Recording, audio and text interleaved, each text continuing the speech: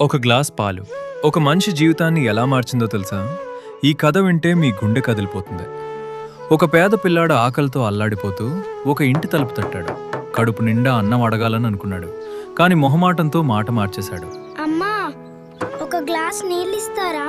తలుపు తీసిన ఆవిడ అతని కళ్ళలో ఆకలిని గమనించింది.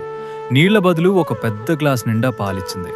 నీళ్లు దాహం తీర్చుతాయి బాబు, కానీ నీ కళ్ళలో నాకు ఆకలి కనిపించింది. పాలు తాగిన ఆ పిల్లాడు అడిగాడు, అమ్మా, దీనికి డబ్బులెంత? ఆవిడ నవ్వుతూ చెప్పింది, ఆకలికిచ్చిన పాలకి డబ్బులు అడగరు బాబు.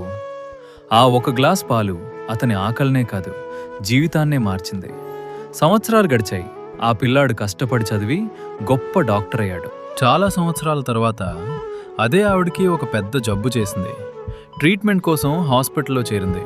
ఆమెకు తెలీదు, ఆమె జీవితంలో మళ్ళీ అదే కథ తిరిగి రాబోతుందని. ట్రీట్మెంట్ అయిపోయింది, కానీ బిల్లు మాత్రం లక్షల్లో వచ్చింది. ఆ బిల్లు చూసి ఆమె గుండె దడదడలాడింది.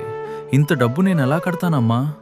అప్పుడే నర్సు ఒక పేపర్ ఆమె చేతిలో పెట్టింది. అందులో ఇలా రాసింది, ఈ హాస్పిటల్ బిల్లు ఒక గ్లాస్ పాలతో ఎప్పుడో చెల్లించబడింది.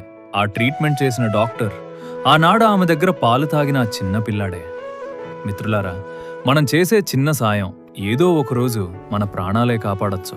ఈ కథ నచ్చితే లైక్ చేయండి, ఛానల్ని సబ్స్క్రైబ్ చేసుకోండి.